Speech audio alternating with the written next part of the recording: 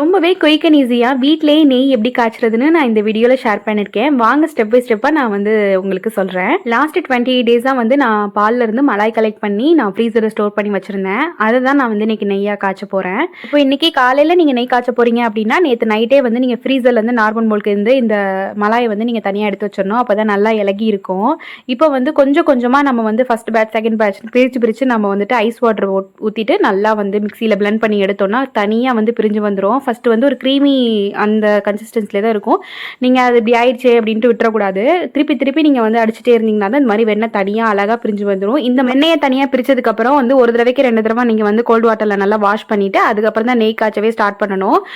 நெய் வந்துட்டு மீடியம் ஃப்ளேம்லேயே இந்த வெண்ணெயை போட்டு நல்லா உருக்கி எடுத்துட்டிங்கன்னா அப்படி நல்லா உருகி வந்துடும் ஒரு எல்லோ கலரில். அதுக்கு அப்படியே கொஞ்சம் நேரம் சேஞ்ச் ஆகி அப்படியே நல்லெண்ணெய் மாதிரி மாறினதுக்கு அப்புறமா நீங்கள் வந்து முருங்கை இலை இல்லாட்டி கருவேப்பிலை இல்லாட்டி கல்லுப்பு இந்த மாதிரி ஏதாவது ஒன்று மட்டும் சேர்த்துட்டீங்க அப்படின்னா நல்லா முறிஞ்சு நெய் தனியாக பிரிஞ்சு வந்ததும் நீங்கள் வந்துட்டு வடிகட்டி நெய்யை ஸ்டோர் பண்ணிக்கலாம்.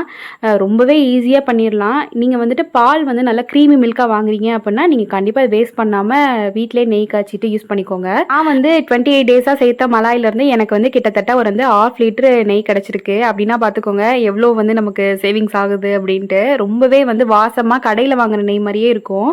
அண்ட் வீடியோ பிடிச்சிருந்தா மறக்காமல் சப்ஸ்கிரைப் பண்ணுங்கள். பாய்.